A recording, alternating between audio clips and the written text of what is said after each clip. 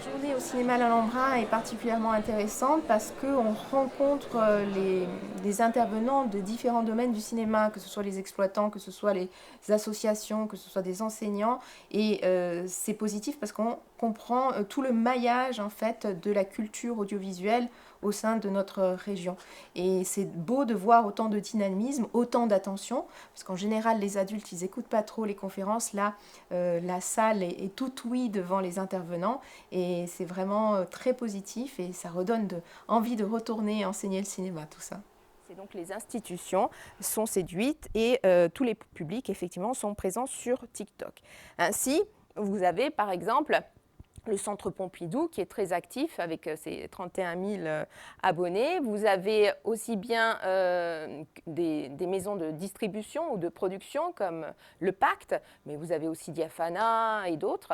Vous avez Alors, je suis Véronique Cardamone, je suis enseignante en cinéma audiovisuel au BTS métier de l'audiovisuel du lycée Carnot à Cannes.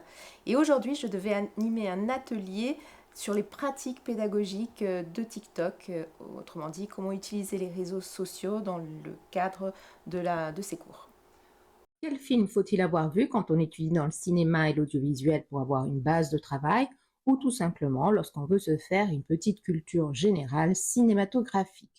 Le compte TikTok que j'ai ouvert, je l'ai ouvert en mars 2022 à la suite d'une formation qui avait été proposée par Cannes Cinéma, qui fait partie du pôle d'éducation à l'image. Et TikTok cherchait des enseignants qui pourraient transmettre leur concours pour le Festival de Cannes, leur concours de court-métrage pour le Festival de Cannes. Donc on a eu 1 heure de formation, voire 2 heures de formation sur la plateforme, sur l'ergonomie de la plateforme, etc. Et je me suis dit que j'allais m'emparer de cet outil pour pouvoir faire des petites capsules à l'usage de mes étudiants, pour une sorte de complément cours.